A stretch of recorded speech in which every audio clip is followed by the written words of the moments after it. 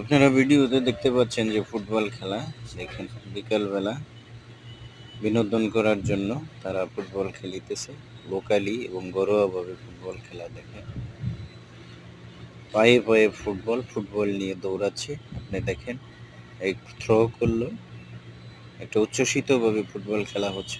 Football নিয়ে দৌড়াচ্ছে, দেখেন গোল হবে কিন্তু না, আবার থ্রোয়িং।